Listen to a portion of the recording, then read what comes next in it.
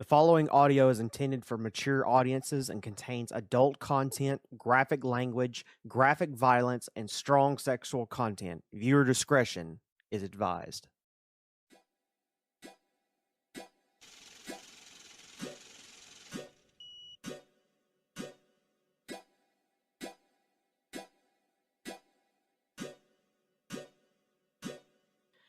Welcome back to Fedora, everyone. My name is Tony, otherwise known as Slade. I am your DM for this fabulous evening. I am here with my good friends, the Mayhem Vote, otherwise known as Rhaegar.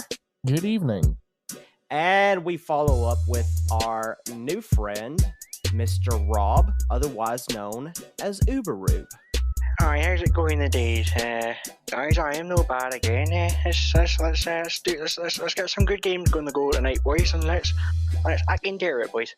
I hate you so much. Well, with that, we are going to go ahead and give ourselves a bit of a recap. Last we left off, our two party members here made their way quite successfully through the labyrinth, only to find that at the end of this labyrinth was something unexpected. It was a sphynx, but with different traits than normal. They saw a sphynx with three faces: a face of someone familiar, a face of someone they loved, and a face of someone they hated. But each of the two people, our good friend Rhaegar and Ubberoob here, they saw someone different. The Sphinx told them of the events that have been transpiring to the best of his degree, and they have come to the conclusion that things are more dire than they seem. The Sphinx, however, is willing to help them, as long as they were able to answer a few riddles. They answered these said riddles, and they did get a few wrong, which leads us to the point of where we are now. You see the Sphinx to where that he starts getting on his hind heels, and he says, "In order for you to continue on, you must now defeat me and the two armor pieces in combat. I will not hold back." I am going to allow one of the two of you to make this roll before we get into initiative. You must roll a d4. And I will tell you now, if it's a 1 or a 3, the faces will change to be someone that is familiar to you and someone that you love. If it is a 2 or 4, it will be the face of someone you love and the person you hate most. But the other face will go away. Who would like to roll? Toss a coin for it, Rube? Toss a coin. I mean, yeah, sure. Yeah, okay. Same concept applies. Heads, it will be the person you're familiar with and someone you love. We're deciding who rolls the d4. Oh, gotcha. Okay, I thought you were doing like instead of rolling a d4, it'll be heads or tails. Okay. Actually, we need to establish whose heads and whose tails first. I'll say Ray. I was waiting for that one. Rhaegar, you will be heads. Ubberoob, you will be tails. Yeah, Ubberoob, you're rolling the d4. Okay. So, Mr. Ubberoob, I need you to roll a d4, and it will determine the two faces that will remain on the Sphinx. Oh my god! If we can't even decide who's tossing a coin, how are we going to kill a Sphinx? 3. 3. It is someone who is familiar and someone that you love. Now, the way that this Sphinx works is normally Sphinxes have only 3 legendary actions that they can do. However, this is a homebrew. He has a 4th special legendary action. On initiative 20, both of you will make a roll, and determining on what you roll on this said roll will determine a status effect that you will receive. If you continue to fail the status effect, you will stack up negative effects. However, if you pass the negative effects will completely go away. Now, I need you to roll initiative. So are you saying that this legendary action automatically gains the top of the round in initiative, and that's when we have to determine? It's kind of like a mix between a legendary action and a layer action. It costs a legendary action to activate this ability, but just keep in mind that he does not have to activate it if he does not want to. Okay. But it always will happen on initiative 20. Okay.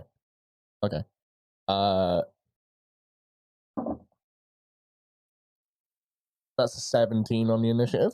All right, Mr. Ubberoob, what did you get, good sir? 15. 15? Okay. 5. Awesome. So the turn order goes as followed. Rhaegar is first after the layer action, quote unquote. Then Ubberoob, then the Sphynx, then the armor pieces. So on initiative 20, he is going to spend one of 6 legendary actions to make both of you make a roll. Now, this is how this will work because of the faces that are on him currently. The faces will remain the same. They will not change for the remainder of this fight. But because of the fact that it's someone familiar and someone you love, the 2 status effects will determine on what you roll. You will each roll a wisdom saving throw. If you get a 1 through 10, then you will have the status effect from someone who is familiar to you. If you roll a 11 to 20, you'll have the status effect of someone you love. However, if you get a nat 1, you will get the status effect and a negative effect. If you get a nat 20, it's completely removed and you do not get anything. So you're punishing us for a nat 20? No, I'm rewarding you for a nat 20. I'm punishing you for a nat 1. You get more bad things that happen on a nat 1. Okay, it just sounded like the status effects were going to be good, and when you said the status effects determine on what I roll, so it could be a good or bad roll, but each roll is determined by which one of the 2 faces activates for your specific character. Okay, so we both have to roll a wisdom saving throw, yeah? Yes. If you get a 1 through 10, then I have to roll for the face that is familiar to you. If you roll an 11 through 20, I have to roll for the face that is a loved one. Each of them have 6 effects for each. So I have to roll a 1d6 to determine if you will receive a good status effect or a bad status effect for the face. Okay, so for Rhaegar, that's going to be a 16. Okay. All right, we're going to start with you then. So you got the face of someone you love. Mm-hmm. So you see the face of your wife. Her eyes glow a bright neon color. A 1 through 3 is a bad effect. A 4 through 6 is a good effect. You got a 5. Woo! So when you go into a rage, you will end up getting an additional +1 to your attack modifier and your strength checks. So instead of it being a +2, it'll be a +3. Yes. Okay, let me just write that down real quick. Okay. Mr. Ubberoob, Mm-hmm. it's your turn. I need you to make a roll. A 16. 16. You also got a roll from a loved one. You got a 4, so you get a good roll. So for a 4, you are going to be able to cast 1 spell on your next turn without spending a spell slot. Ooh. Okay. So you already know what a 4 and a 5 is.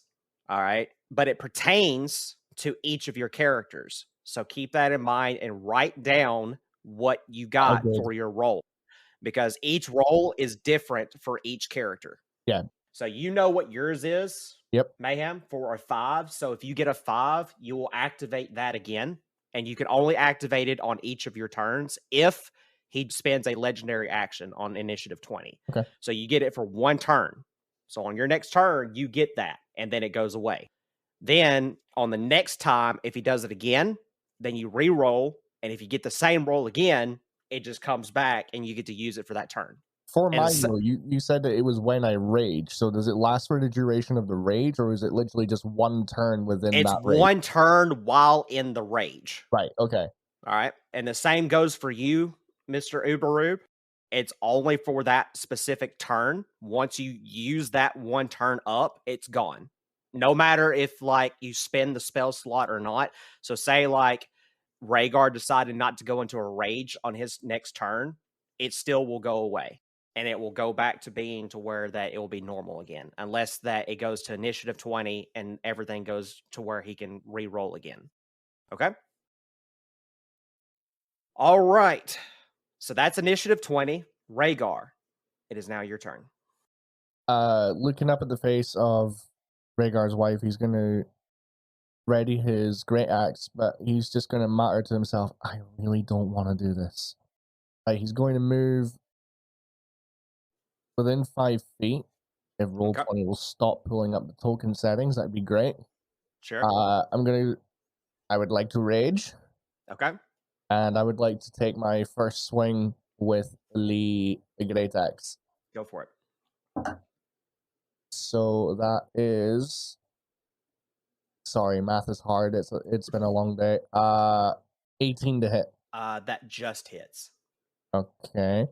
And it's still the usual +2 to damage rolls. Am I right? No, 3.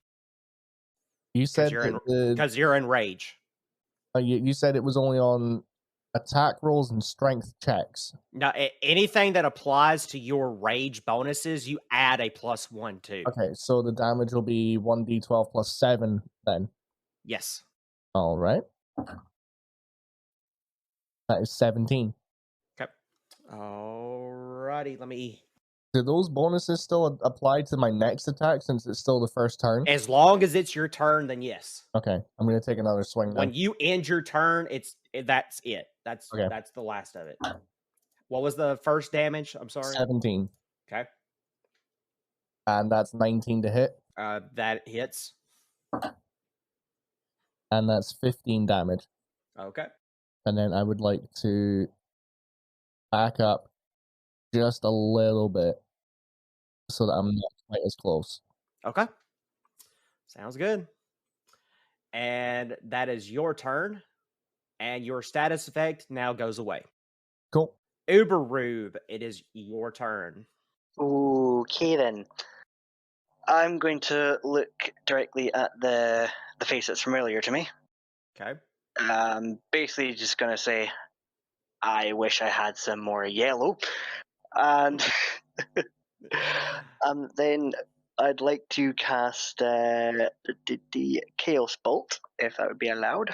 Yeah, you can cast whatever spell you want this turn without spending a spell slot. So if you wanted to cast like your highest level spell this turn, you could do so if you wish. No, I'm going to cast Chaos Bolt. Okay. All right. So Chaos Bolt is a ranged spell attack, I believe. Yes. So make a ranged spell attack. It is 1d20 plus your spell attack modifier, which is a +3. So 1d20 plus 3. 21. 21, that hits. Oh, that's tasty. Now, it says that on a hit, the target takes 2d8 plus 1d6 damage, and you can choose the type of damage that you wish to deal. Go for acid. Okay, so that's the type of damage. So roll 2d8 first. 6. Okay. Now roll 1d6. 5. Okay. Alrighty. And that was your... I think you only get one attack per turn, but I shall look. Yes, you only get one attack per turn. So do you want to move? Do you want to use a free action? What else do you want to do on your turn? What else can I do? I've used up the one spell slot. Okay. Since that was a free spell used, I'd also like to go for... Well, how many attacks does he have per turn? Because he only has one attack, but if he Yeah. has a spell that's a bonus action, then he could do that as well. But he has to have a spell that's a bonus action. I could think Thinking.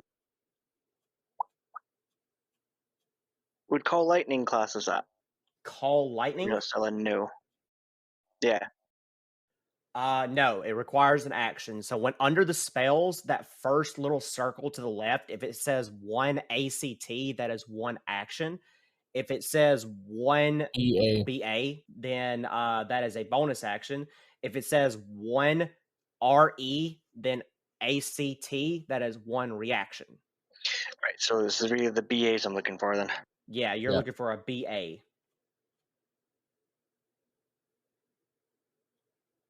Also, there's another type that I'm seeing in your lists that if it says 1 minute, that means that you have to use an entire turn, movement included, in order to cast that one spell. I do see 1 bonus action spell. 2. 3. I see 3, 4, 5. Alright, I'm gonna go for Guardian of Nature. Guardian of Nature. I've got to scroll all the way back up and see what that does, good sir. A nature spirit answers your call and transforms you into a powerful guardian. The transformation lasts until the spell ends. You choose one of the following forms to assume. You can assume a primal beast or a great tree. Primal beast, bestial fur covers your body. Your facial features become feral, and you gain the following benefits. Your walking speed increases by 10 feet. You gain dark vision with a range of 120 feet. You make strength-based attack rolls with advantage. Your melee weapon attacks deal an extra 1d6 force damage on a hit. If you become a great tree, your skin appears barky, leaves sprout from your hair, and you gain the following benefits. You gain 10 temporary hit points. You make constitution saving throws with advantage. You make dexterity and wisdom-based attack rolls with advantage. And while you are on the ground within 15 feet of you becomes difficult terrain for all enemies. So which one would you like to be, a primal beast or a great tree? I'm gonna go with the primal beast. Alrighty. So Rhaegar, you see as your friend Ubberoob starts to take shape into this like massive primordial beast. It's almost wolf-esque in a way. Ow. But it's almost like he doesn't fully turn into a werewolf. It's almost like that he still has a lot of human features, but he's starting to grow fur and claws and fangs and stuff like that. Cool. All right. That is your bonus action. You still have a movement and a free action.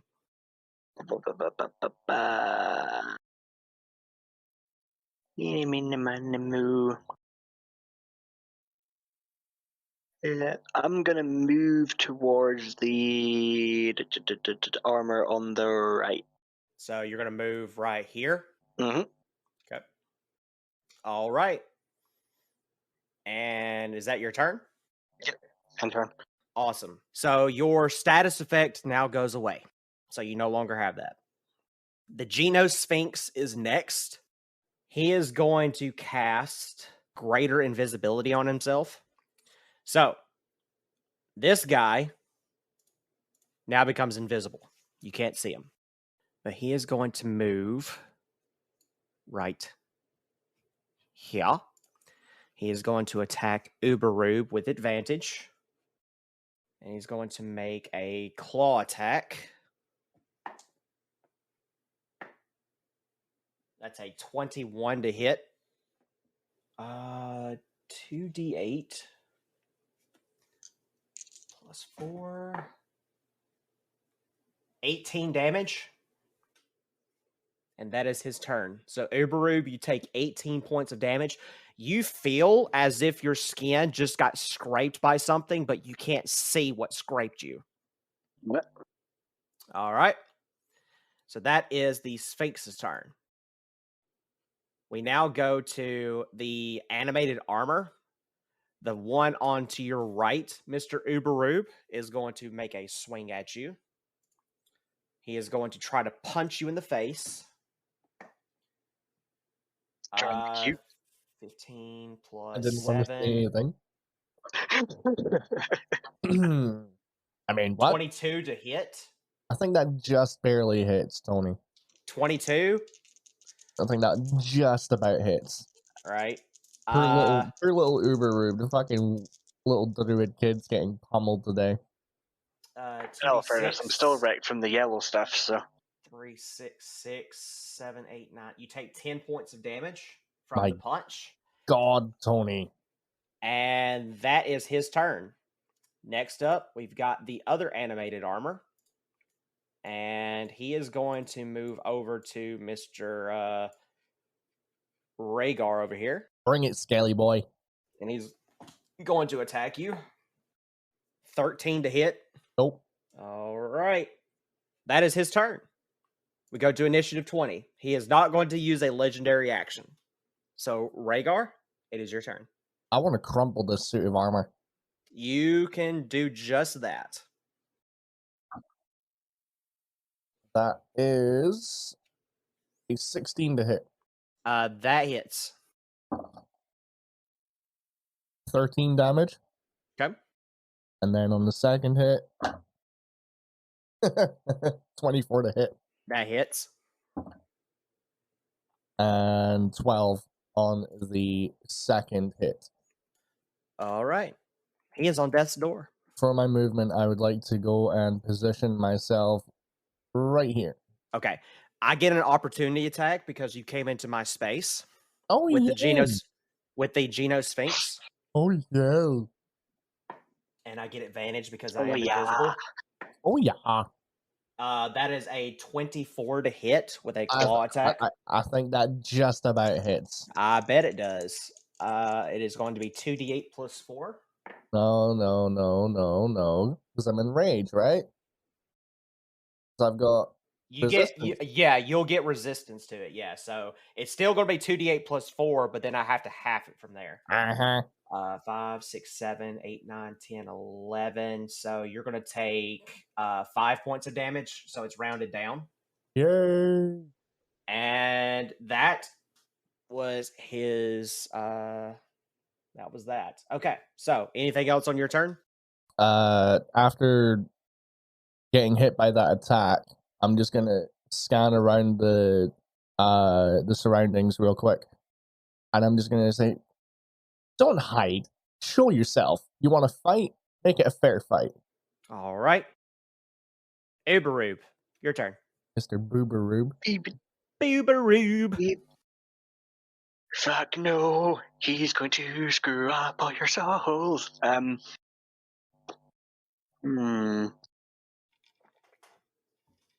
just want to go in a corner and cry. No, not be admitting weakness.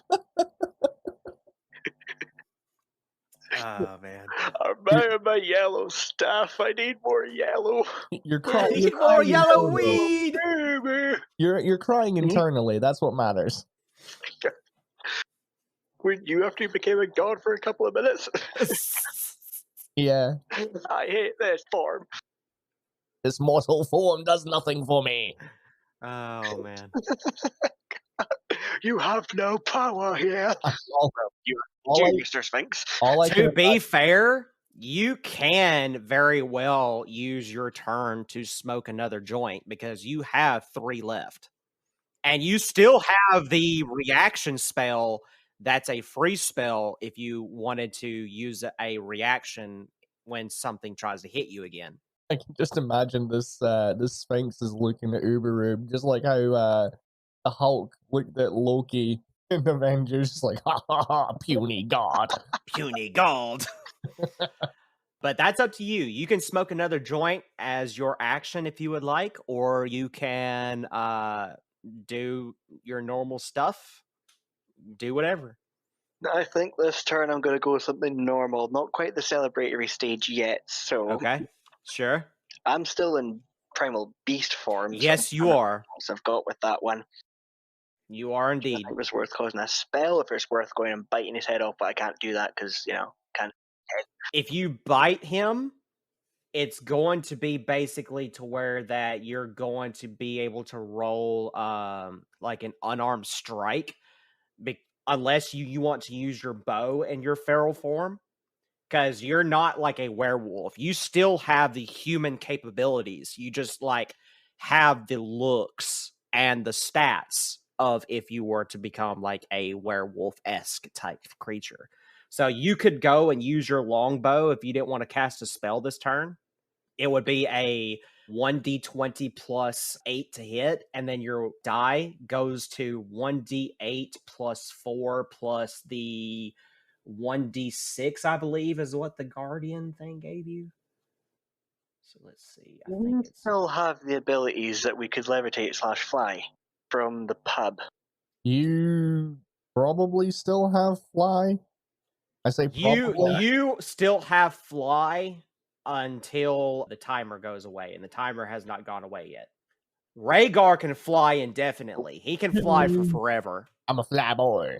Yeah, 1d6. So you can make a attack with your no, it says melee. I'm sorry. So if you make a melee attack, then you can go in and roll 1d20 plus 8, and then your melee, because you don't have a melee weapon, it would be an unarmed strike. So it would be your strength modifier plus 1 plus 1d6 because of the guardian spell. What I was thinking on top of my head was to fly up and then use the bow to hit the armor that on the right that just abused me. But I wasn't Okay. sure if I'd be able to do that on that. You can do that. Yeah, you can fly up if you want. That's completely up to you. But you will not get the benefits of the Guardian of Nature because you're using a ranged attack with a bow and arrow. So it would be 1d20 plus 7. Then it would be the 1d8 plus 4 if you were to use your bow. Can I change the bow then for an unarmed strike? If you do not fly, yes. What you can do is you can make the unarmed strike first and then say, okay, I want to fly up so that I can't get hit by a melee attack, and do that instead. Better option than what I was thinking. So I will go for that one. The second one? Okay. Go ahead and make the 1d20 plus 8 to see if you hit. 27. Okay, that hits. So now your unarmed strike is going to be your strength modifier plus 1. Then you get to roll a 1d6 to add that onto it as well. Hold on a second. Before he does that, Rob, was that a natural 20 you rolled, or was it 19 or something? Well, I was told to plus 8 on, so I got 19. You got 19. Okay, just making sure, because if you rolled a natural 20, you were going to be doubling your dice for your damage. Yeah. I'm wanting to give him the best chance he has here. He's only a squishy little druid. Virgin. Oh my god. Oh, man. Now is not the time to be singing Madonna. But so far, you've got 3 damage on them, but roll a 1d6 to see how much you add on to the 3 points of damage you've already dealt. 4. 4? Mm-hmm. Okay. 7 damage. All right. Okay. And then you want to fly up, you said? Yes. Okay. You can fly up to about 30 feet. So you can fly 30 feet in the air, and then that's as high as you can go. All right. Okay. That is your turn, good sir. The Geno Sphynx is next. It is going to if I cast another spell, I get rid of the greater invisibility. Tony, I'm assuming I don't have any way of finding out what this thing is like resistant and immune to, do I? No. Damn it. So it is going to make a regular claw attack against Rhaegar. Yay! Because it can't reach Ubberoob. That is a nat 20, good sir. You can suck my dick. That is going to be 4d8 plus 4. And then half of that because you are in rage. So that is the good news. 8, 9, 10, 11, 12, 13, 14, 15, 16, 17, 18, 19, 20, 21, 22, 23, 24, 25, 26, 27. 27, and then half of that rounded down. 13. Be 13. Okay. And it can do 2 attacks. It can either do 1 spell and 1 claw attack or 2 claw attacks. That time I missed. I got a 2 plus the 9, so I did miss on that one. All right. The Sphinx is now going to move to a location of unknown origin. A location of which I will not tell you. Yes, sir. You are correct. We now go to the animated armor. The one that was completely beaten the shit out of is mad, and it's going to come over here to Mr. Rhaegar because it cannot reach the other one. Wait a minute. You're controlling the wrong one at the moment. Oh yeah, you are right. Oh wait. It's still gonna punch you. 15 plus 7, so that will hit. Uh-huh. And then it is going to hit you for 2d6 plus 4.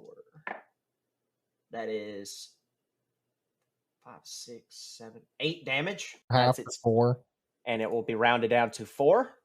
And I'm taking a beating here at the moment. it was meant to. Now it's the other one's turn, and the other one is going to come up to you, and it's going to do the same thing. Do I not get an attack of opportunity because it moved into my space? No, sir, because it did not move into your space. It's right behind me. Now, okay, in order for it to move into your space, I would have to move through you, because you did the same thing with the Sphinx. You moved through the Sphinx in order to get to the spot you were at. But because it moves behind you, it's not in your, it didn't move through you to get through your space. So like if, say, this armor up here, right there, if it were to move right there, that's an opportunity attack. Okay. Okay. All right. But I did miss on the attack, so that is the good news. Yay. All right. Initiative 20. He is not going to spend a legendary action. Rhaegar, it's your turn. Okay, first attack is going to be the one against the suit of armor that is north of me. Go for it. 19. That hits. Okay. I love that. 15 damage. All right. Is it still standing? Yes, sir. Oh, okay. Okay. Second attack is going to be the one that is south of me. Okay. That is a 24 to hit. That hits. And 12 damage. It is dead. Yay! All right. And I'm going to use Ubberoob is still 30 feet up in the air, right? Yes, sir. Okay. He should be safe until he comes back down. I'm gonna come. Wait, hold on a second. I'm gonna come down. I'm gonna come down here. Okay. As per your rules, are healing potions classed as actions, bonus actions, or free actions? For you, because you have Rapid Drinker, you can do it as a bonus action. Oh, lovely. I would like to do that then. Anybody else has to use an action. I would like to pop a singular healing potion, please, good sir. You are at actually your last potion, and your last potion is a greater healing potion. So Okay. I need you to roll I think it's 4d4 greater healing potion. I think it's 4d4. Well, I only have I only have 3d4, so I'm gonna have to roll one of them twice. That's fine. So your last potion is a greater healing potion because I did keep up with that. And it is going to be 44 plus 4 to see how much you heal back. That's 15 total. All right, so you get 15 health back. Good, sir. Woo! Starting to feel a little bit better. And you no longer have potions. So in order to get potions, you'll have to go buy some more.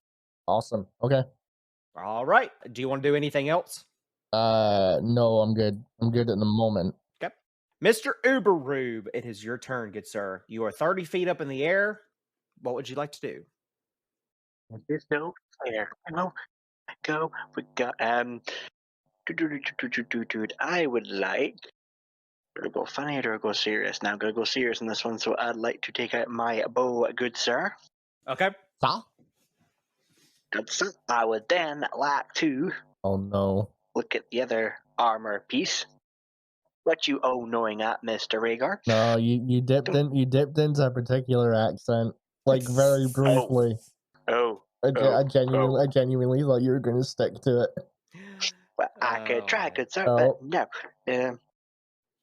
Right, so I think my bow, I'd like to aim that at the other armor piece there. All right. Remaining one.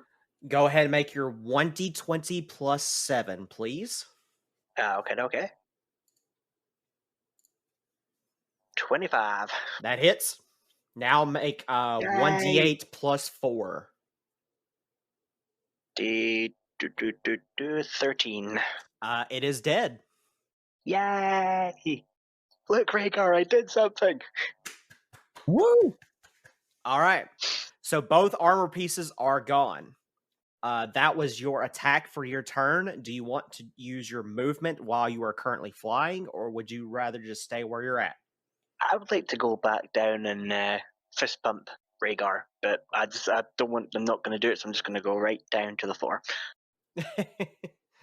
All right. So that is that turn.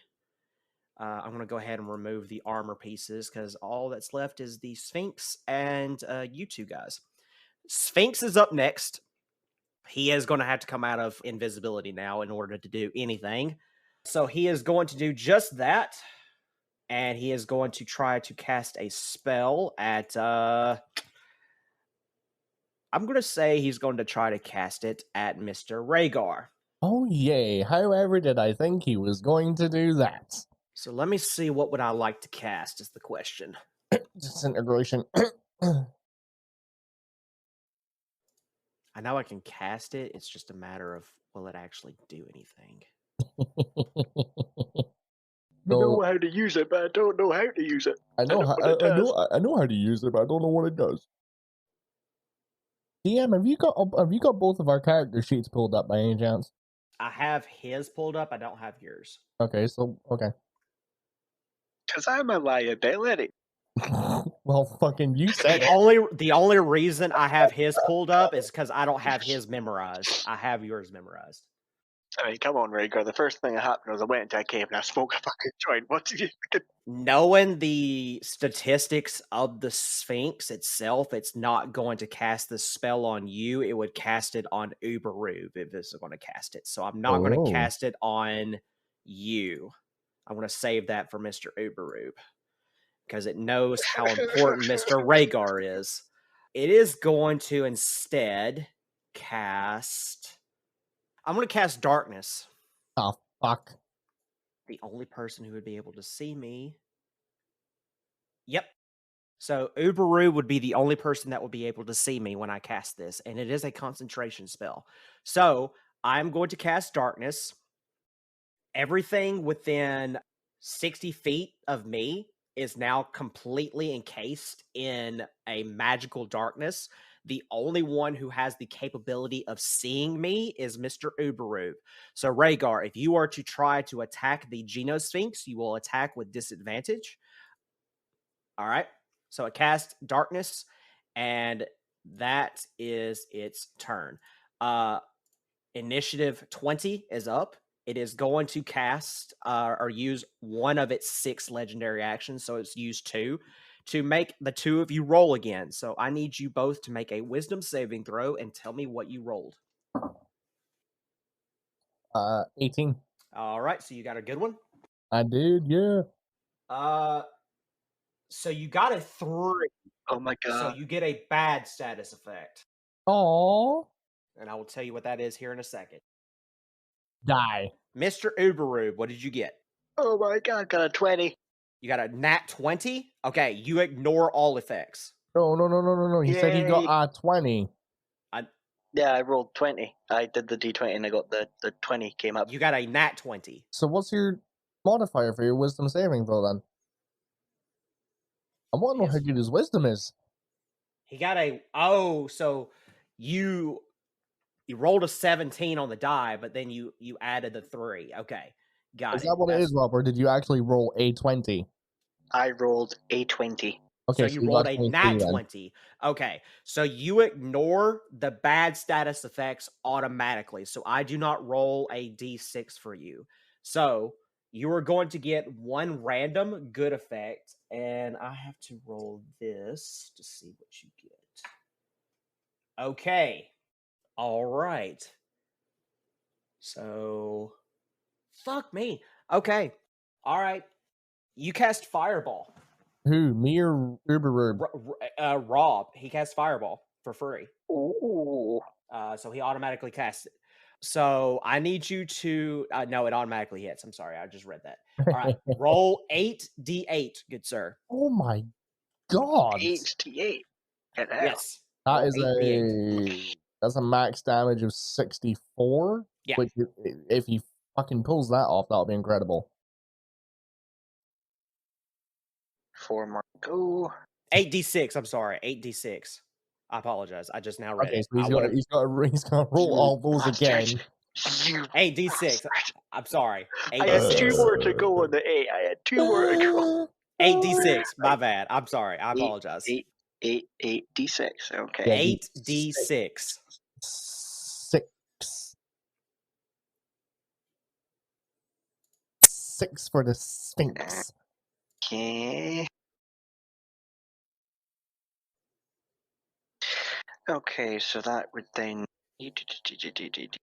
So just so everybody knows, he technically would have rolled a 6 on the d6, which is where that the fireball comes in.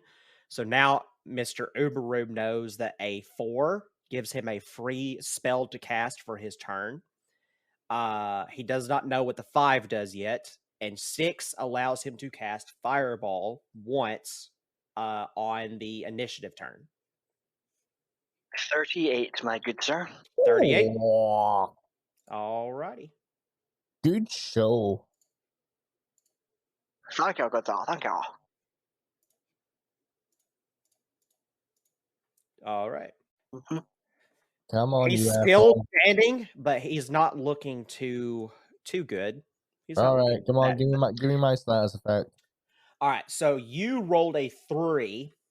So you immediately come out of a rage, and you cannot rage again for the remainder of this fight. Oh. That is what a 3 does. All right. Oh. So that is initiative 20. Rhaegar, it's your turn, buddy. I don't know what to do now. Oh god. Okay. Blah, blah, blah. Have a look. Just be glad that I didn't roll a 1, because 1 Yeah, for yeah. you. Let's not do that. Yeah. Let's not even go there. Okay. Oh shit! I had fucking advantage on initiative, and I keep forgetting that. Okay, too late for that shit. Okay. I'm going to. Is the Sphinx making any noise at all? No. Like, can I not hear it breathing? Can I not hear it, like... You can roll a perception check with disadvantage to see if you can hear something like that, because you are in magical darkness. That'll be a 15. You can hear something within around 30 feet coming from behind you and in front of you, but you do not know which is what.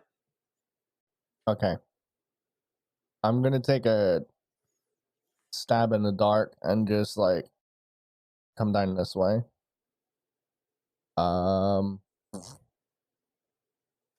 Actually, no. I'm gonna hold a reaction, Okay. and then that's it. Alrighty. I can't really do jack shit. Mr. Ubberoob, it is your turn. You can see the Sphynx because you can see in magical darkness. So in that case, I will. I like to look on the Sphinx on the face that of someone I love, my big bro, Okay. or little bro. Go look directly at them and say, "I know it's not you, so still gonna shoot. I'm going to. I'm gonna go for a. I'll just attack it with my bow again, so I'm still at a distance of it. Okay. Go for it. What do I need to roll for that? If you're using your bow, it's 1d20 plus 7. 23. That hits. Now 1d8 plus 4.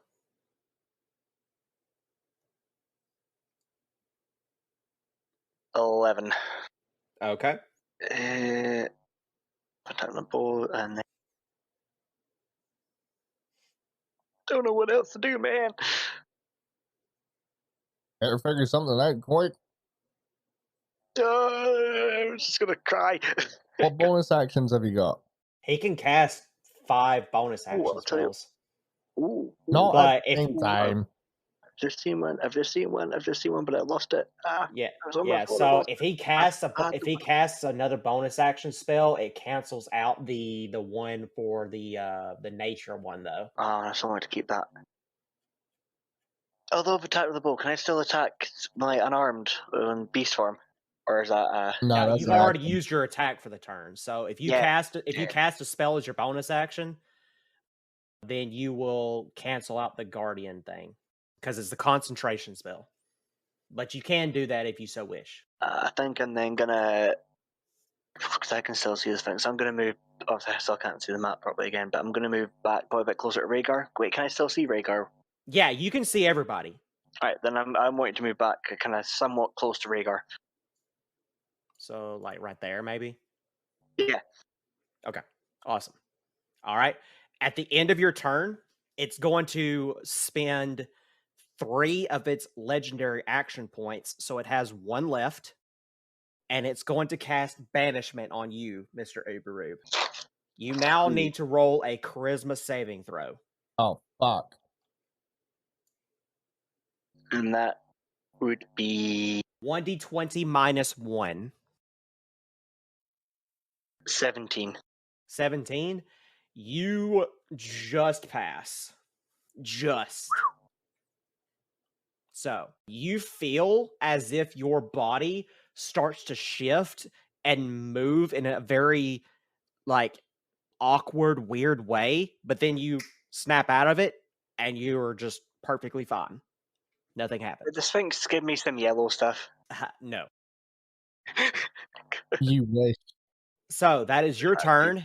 It is going to be the Sphinx's turn. It is going to use its last spell slot to cast banishment again on you. So make another charisma saving throw. I love banishment. It is such a good spell. 16.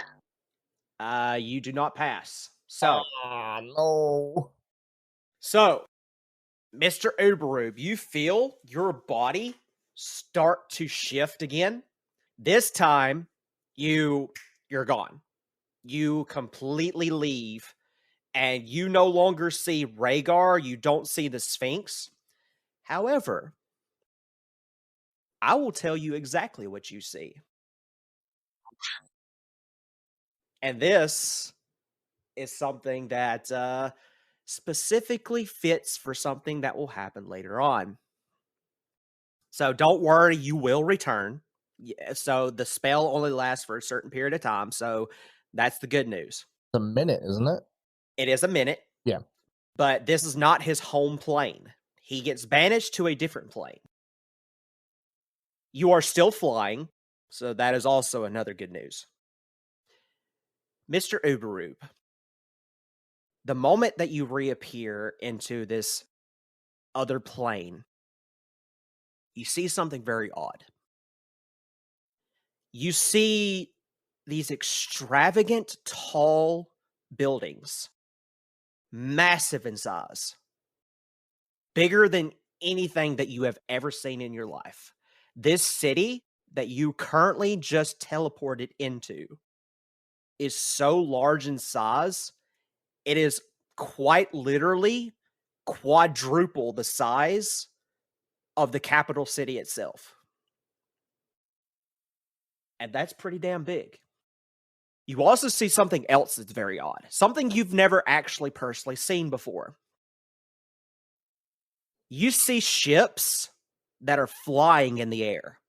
Now, normally speaking, a ship goes into the sea. Here, they're flying in the air. There are thousands of them. Thousands upon thousands of the largest ships, all in different varieties, different shapes, different colors that you have ever seen. There is so much noise that is going on in this city that it almost terrifies you. It scares you. And you're in the middle, floating in the midair with all of these ships flying around in random directions, and you don't know what to do. You don't know where you are. All you know is that you suddenly appeared here, and you don't know what to think. Rhaegar, you turn around. You can't see Ubberoob because, well, you wouldn't be able to see him anyway. see him disappear right as the darkness dissipates. Oh, great. So, like, the darkness is completely gone, but as it goes away and completely disappears, you turn around just in time to see Ubberoob vanish. He is completely gone, but you now can see the Sphynx. All right. We now go to initiative 20. He is going to spend his last point on you, Rhaegar. He will no longer have legendary actions after this, so I need you to make your roll. Advantage or disadvantage or straight roll? It's just a straight roll. 1d20, wisdom saving throw. 19. 19? Okay. It's the face of someone you love. Okay. You rolled a 1. You fucking... Oh. Rhaegar, Yeah. you just had banishment cast on you. You disappear. You reappear right next to Ubberoob. You see the exact same scene. You are both flying in the air. You look around, and the city is enormous. Had it not been for the fact that you're scared out of your mind, this actually would probably be the most beautiful thing you have ever seen in your life.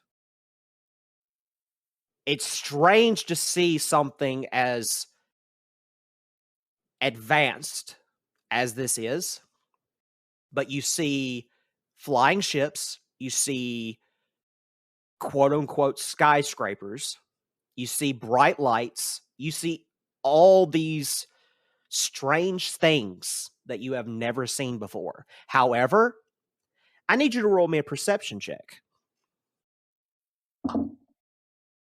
Nat 20. Nat 20? Yep. Beautiful. There is one sign that catches your eye.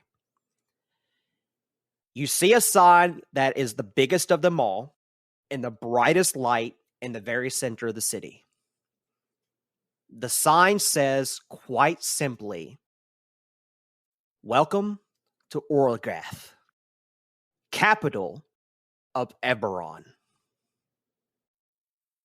You know Eberron to be the home of your good friend Norbit.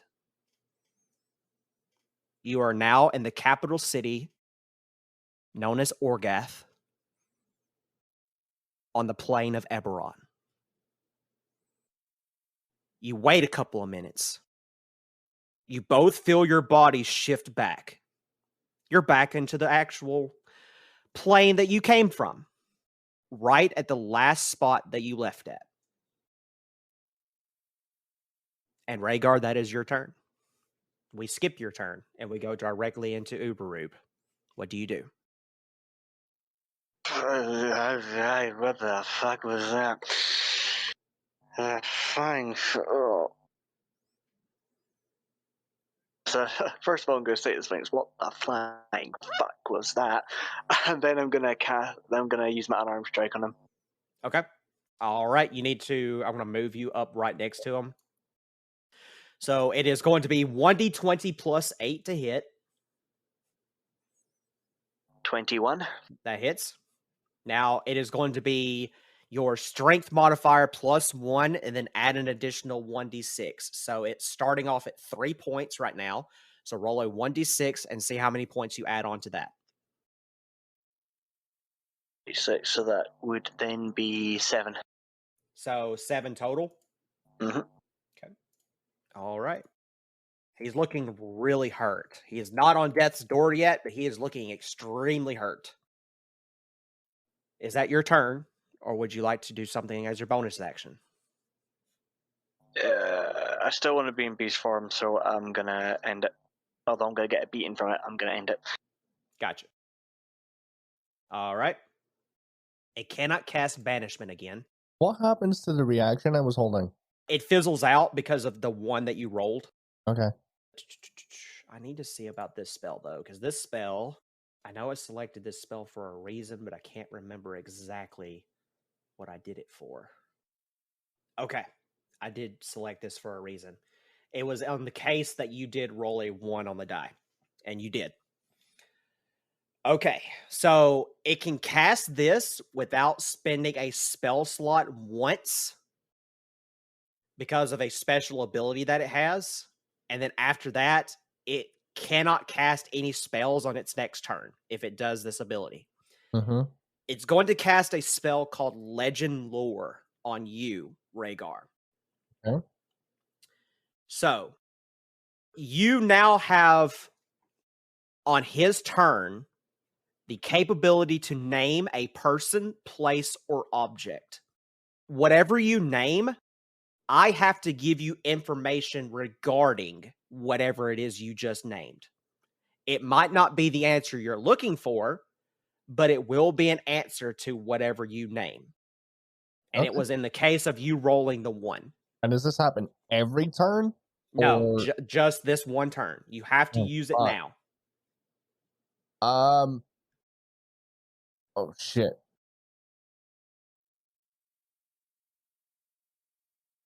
I can't ask for anything specific.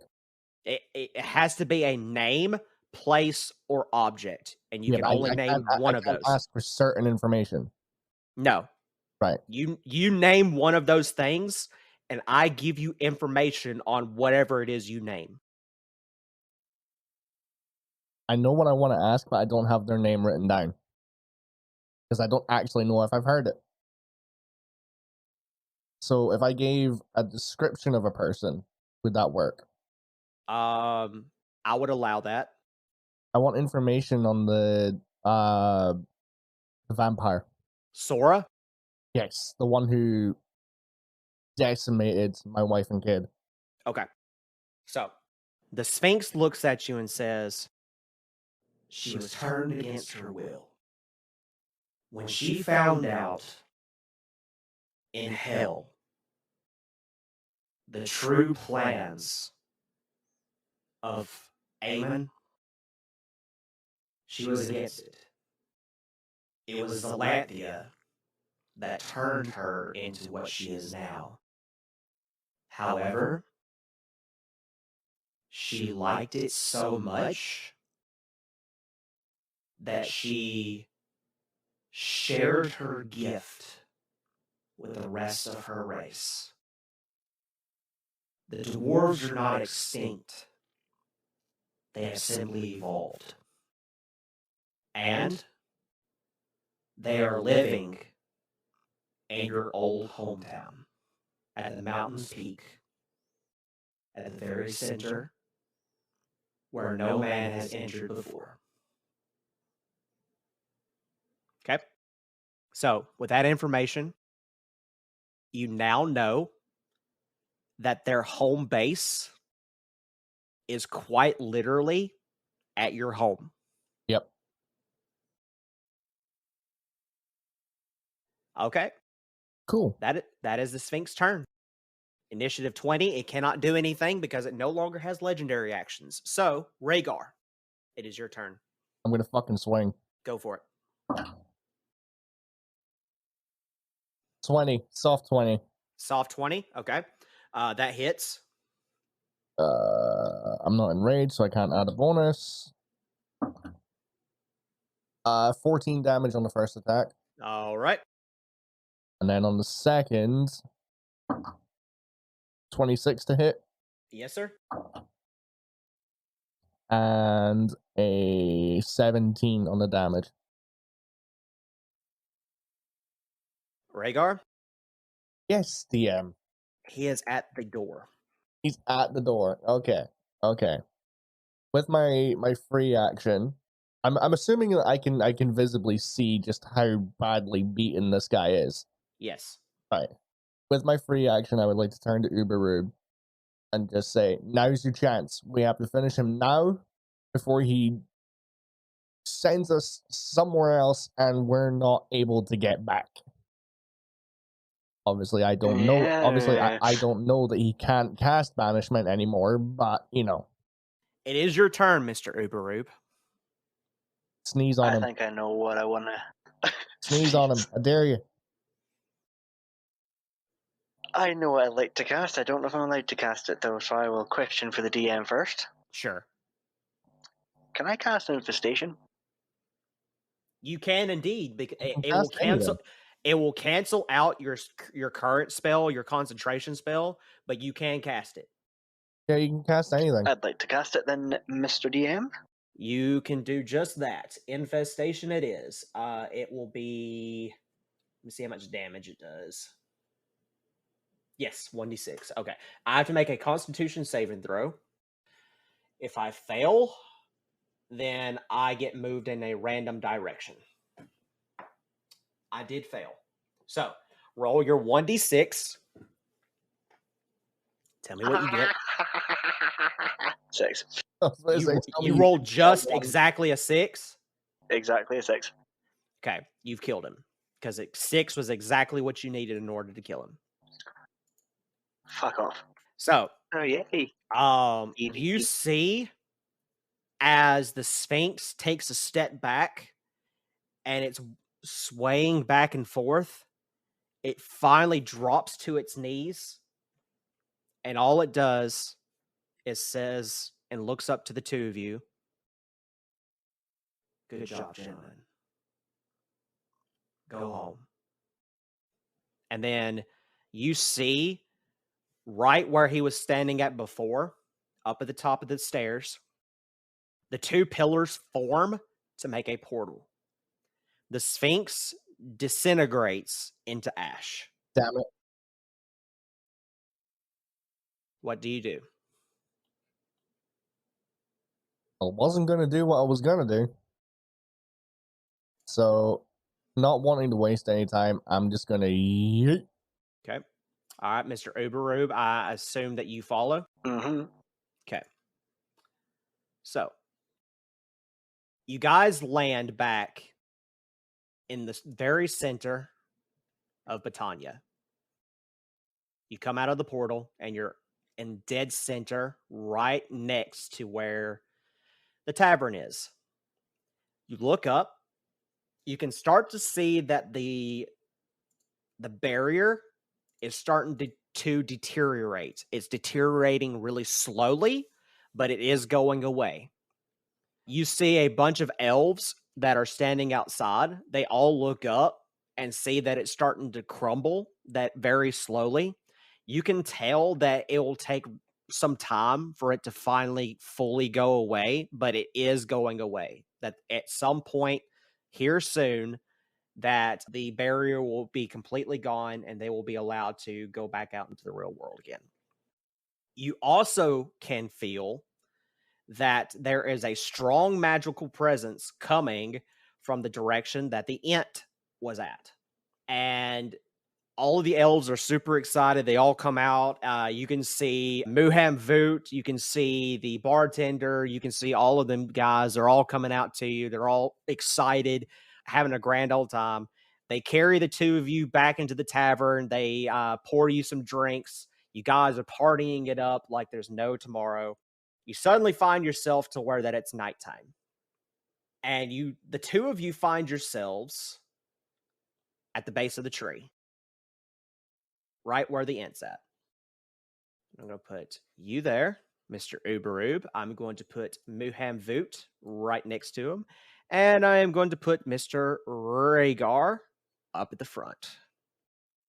The three of you are at the Ent tree. It is night. You can see underneath the beard a glowing blue aura surrounding the beard.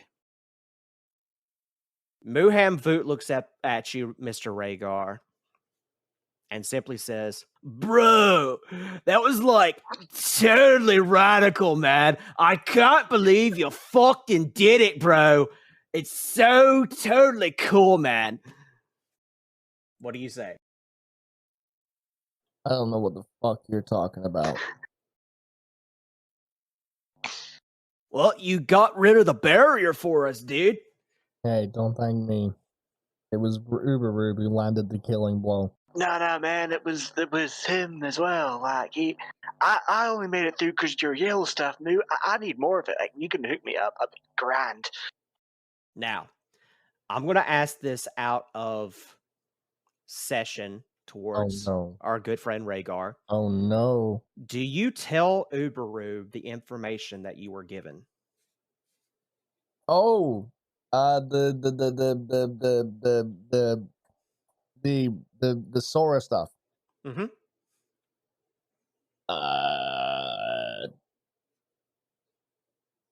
Fuck it. Yep. Go for it. Okay. So, Ubberoob, Rhaegar relays to you the information that he learned when the spell was cast on him. You now know the location of where that Sora's clan, the dwarf that killed your brother, you know where her entire clan of dwarves, vampiric dwarves, are currently at. However, you still have a job to do. The barrier has not completely fallen yet, and your clan is running low on supplies. So, you at some point will be given the opportunity to be able to accompany Mr. Rhaegar to go and finally defeat and get your revenge on the one who ended it all for you. The one that caused you to move to this new home. But Rhaegar, Nanny. you get something different. You suddenly turn around and you see something that you did not expect. You see a gnome. The gnome simply looks up at you at the base of the tree and says, "Well, Rhaegar, it's good to finally see you. Mouse has told me a lot about you." I didn't do it. I know you didn't, buddy. This portal is going to take you to them. It's going to take you to a city on the seaside port. Now, there will be some people that will ask a favor of you there, but you'll end up getting rewarded for it in the end. And I want the three of you to come see me, because we have a job to do. We need to finish off the three of y'all's destiny once and for all. And I believe, my good friend, that revenge is owed to you. Am I not right? You are correct. Vengeance is what I seek for what has happened to my family. Though I will ask one small, arguably insignificant favor. If it is within my power, I shall grant it. I want you to give me 2 hours. 2 hours. Because I want to go back to Britannia. For there is something I wish to acquire before I leave. Rhaegar, you have all the time in the world. If you wanted to stay here for another week, you could do so. That is completely on you. This portal will remain open, and it is specifically designed for you. You are the only one that can pass through it. The barrier that is up above us was preventing me from being able to access this portal. The reason I am in this form and not in my true form is to hide from our common enemy. But I assume that whatever you need done can be done, and hopefully in an orderly fashion. Oh yeah, it won't take long. And I hope that you will end up using this gift to your liking. You see him hold out his hands. He summons 3 urns. I need you to pick one of the three. One of them is an urn that's completely encased in roses. Another urn is surrounded by a holy golden light. The last one is encased in darkness. What do you pick? Oh man. I actually don't know. I will give you a heads up that this has to do with your level up. Okay, so one of them will give me what? One of them will give me a level up. One of them won't, and one of them. No, all three of them will give you a level up. It's Oh. Think of it as like a random chance. Oh, okay. I'll go for the gold. The gold one? Yeah. Are you sure? Not anymore. I'm not going to tell you what they each will give you a level up in, but Oh God, when the DM says, "Are you sure?" Well, not anymore. It might be reverse psychology. You don't know, buddy. Shoot your shot, man. It's like whatever you pick, I want you to know that these three were selected based off of you personally, IRL. Oh my God. Okay. One of them you should already know. Two of them I selected as a random chance to kind of throw you off guard. Oh God. I know what I know what the one I want it is, because it's the whole reason why we're doing this. But I'm not going to tell you what they are. You personally have to think about exactly which one you want to pick. But I will say, once you made your decision and it is final, that is what you're going with. I did the same thing with Mouse, and I did the same thing with Mr. Norbit, and they picked what they picked, Hey and Rob, that is what they got. Yeah. roll a d6 for me, please. Why? Just fucking do it. 5. I'll go for the roses. You, good sir, have leveled up as a druid. Yay! What was in the golden one? Paladin. Oh, thank God. The other one was a warlock. Oh, thank God. But you have leveled up as a druid. So we will get your character sheet up and going at some point. Okay, I need to go back to Britannia. Go ahead. We'll go ahead and pull up the map. I don't have the night version of this one, so Yeah, you'll just have to. It's fine. But Okay. you go back to Britannia. I want to go back to the tavern. Okay, go back to the tavern. I wonder what you're off to get. You fucking wait and find out. Wait and find out. This shit's gonna be funny. I know exactly what you're getting. No, I know exactly you don't. what you're getting. No, you don't. This shit's gonna be funny. Okay, the bartender. Okay. Is he still there? Yes. He looks up at you and says, "What can I get you?" Fucking hell, that voice doesn't get any. Oh, you don't get used to that, do you?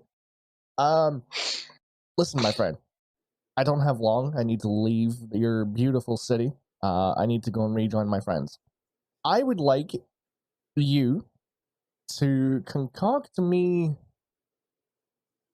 a more potent version of the same drink that you gave me not too long ago.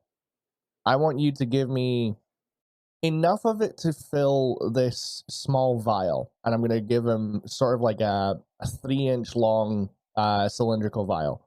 Okay. Basically, I want him to craft me a drink that had roughly the same effects that the one I consumed was, but it was twice as more likely to be like as effective. Okay. So instead of it being, what was it, a D20? Yeah, you would roll a D20 to determine if you got a good or bad effect. Okay. I want it to be that potent that is now a D10. Okay.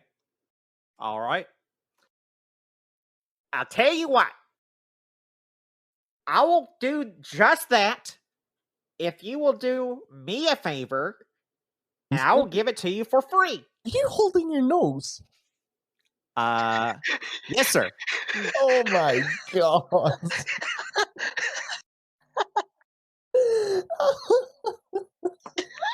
Did you honestly think I would be able to pull off that exact accent any don't other know. way? I don't know. I I don't know. Yeah, I but didn't have know. you tried yourself? I didn't know, but I just thought, oh my god, is he holding his nose? But do you do the favor? I mean, I need to see what that favor is and if it aligns with my model. You see him swiftly turn around and do that same thing he did before, except he grabs 3 other random vials. He's pouring them quickly, spilling it all over the fucking place. And then he hands you a glass and says, I need you to test out this new concoction. Oh, shit. Ah, shit. Okay. This. Fucking hell. Okay. I call it oobly doobly. You call it oobly doobly. I call it what the fuck. Do you drink it? Knowing how badly I want that small vial of liquid, yeah. Okay. I Question, need you to roll. right in the room with them. Yes, you are. No, And you're about to see what's about to happen. You're sitting. All right. You're sitting smoking a bong over with the ant. You're getting high with Treebeard right now. Okay. I need you to roll me 1d6 twice. So roll me a d6 right now and tell me what number you get. 5. Okay. And then All right. Now roll it again. 4. 4. Okay. Your wisdom suddenly shoots up to 30, Yay! but your intelligence shoots down to 0. Oh shit. You now have a high wisdom for an hour, but a shit intelligence for an hour. Okay, it's only for an hour, thank God. So you are Tony. the wisest person on the planet, but you can't communicate because your intelligence is so duck shit that you're speaking in slurs. You're going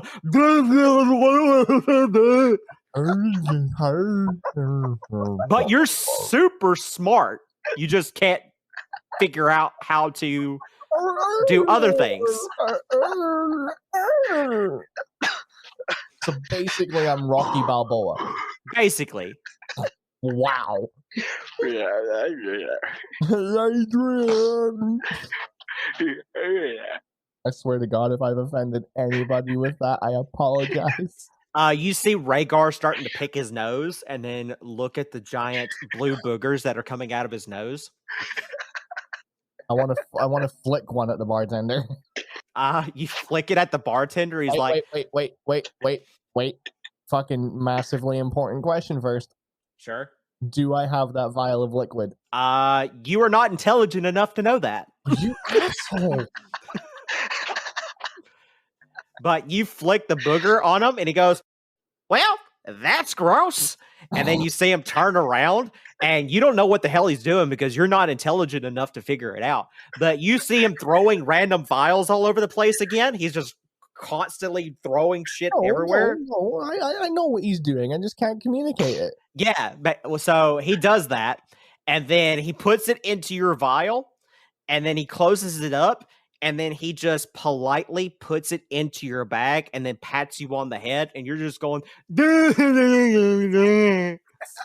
okay, here's what I want you to do. In session right now, I want you and I to sit down and craft up the stats for that potion. Okay. If you roll a 1 through 5, it's bad. If you roll a 6 through 10, it's good.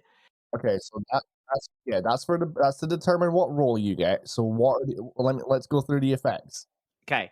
He has to roll a 1d4 for each of them. So if he rolls a bad, he rolls a 1d4. If he rolls a good, he rolls a 1d4.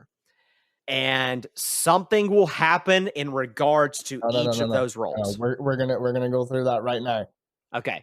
So one of the bad ones will be the polymorph spell. Okay, so hold on. Bad equals polymorph. No, tell me in order because I want to narrate this when the potion gets used. Okay, so if he rolls a 1, it's polymorph. Okay. 2 would be 2 would be slow. okay. For how long? And say an hour. A 3 would be. Let's see. He casts fireball on himself. 4 would be. 4 would be let's do infestation. At what level? It's a cantrip, so I'll say that equivalent to a 3rd level spell because fireball is technically 3rd level. Okay, so 3rd level infestation. What's the roll for infestation on the damage? Be additional 1d6 for it'd be 3d6, I believe, because you get a d6 for each level above the cantrip, I believe. Okay, so 3d6. There's no addition to that, though, is there? No, I take that back. I'm sorry. We're going to make it a 5th level spell because it's one of those spells that only raises up when you reach certain levels. So we're going to make it a 5th level spell, and it's going to be 2d6 for the damage. And then he will automatically fail the Constitution saving throw, which then he will have to roll another 1d4 to see if he goes north, south, east, or west. Okay? That's the bad ones. Okay. So the good ones. Okay. Good one, he'll cast haste on himself. For how long? An hour. Okay. 2 cure wounds. What's the roll for cure wounds? For those of you listening at home, Rhaegar is purchasing this concoction in order to fuck with one of his party members. Okay, we'll have to figure out your spellcasting modifier at the end of it, after the end of the session. Hold on. But it'll be 1d8 plus whatever your spellcasting modifier is. Spellcasting modifier is a +3. Well, with you getting a level up in Druid, it might go higher. Yeah. Okay. So 1d8 plus whatever your spellcasting modifier will be. So he'll be able to gain that much health back. All right, so we got haste, cure wounds. We need 2 more. Protection from good and evil for an hour. Okay. And fuck it, let's do bless for an hour. Which is it's an additional 1d4 to, is it attack rolls and saves? Yes. So he'll cast bless on himself for an hour. Alrighty then. Okay, that's good. That's all. Cool. All right. So your effect, though, lasts for an hour. Yep, I know. So do you want Ubberoob to lead you back through the tree as an idiot? Or do you want to do something stupid while you're an idiot? And let's have Ubberoob lead me back through the tree. Okay. Ubberoob, you're going to lead him back to the tree. You are going to have Muham Voot help you take Rhaegar and help him up into the tree because he does not know how to intelligently climb the tree currently. I hate you so fucking much. And the last words, Ubberoob, that you hear coming from our good friend Rhaegar as you throw him successfully through the portal is and that is where we're going to end our session. I love how you didn't even let me fucking narrate that part. You just took full DM control. You are damn straight. You didn't give me a chance to say goodbye to the fucker. But thank you guys so much for listening. I greatly appreciate it. And thank you to our good friend Rob for joining us for these solo episodes. He has yet to fully decide as to the answer to the last episode. So once we get to around to where that he is more capable of answering that said question, we will get to that point. So our plan is that Mr. Ubberoob shall return in chapter 3, where our good friend Rhaegar here will be able to finally get his revenge on Sora. So, thank you guys so much for listening. Rhaegar, Ubberoob, do you have any final words that you would like to say on your last episode together for a good while?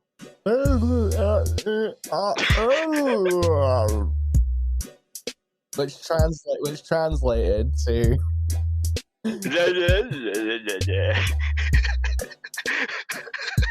Just remember, I know where you work. Just remember, I know where you work too. No, you don't, because last time you tried to go to my work, you went to the wrong fucking place. Shut up. I Okay. told you that in confidence, you bastard.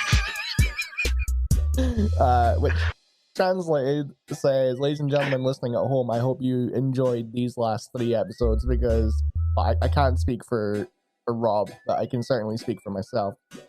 I certainly did. Yeah, this has been great, and I'm not gonna lie, I really wanted to interact with the Ent a little bit. I wanted to, you know, get to know Treebeard just a little bit more, rather than being thrown through. Oh, would you now? Being thrown through the poor bastard. To be fair, you did drink the potion, and you did make your rolls, and I can't help it that your rolls just happen to make you an unintelligent bastard. I mean, you rolled for the effects. I didn't. No. The way that potion, that drink works is that you quite literally determine what happens. You determine that. So all you did was show Rhaegar his true form, and it's fine. It was about time he found out what he was really like. I punch Ubberoob square in the jaw as he throws me through the portal. That is now canon. I'm sorry, you're already through that. No, it's officially canon. Next time that we see Mr. Rhaegar, Norbit, and Mouse, they will finally be back together once again at a coastal city, and it is one that they are not familiar with, but it will be the start of where they will finally go and head towards Mouse's Island, and they will finally meet at some point, father and mother, in person, I might add.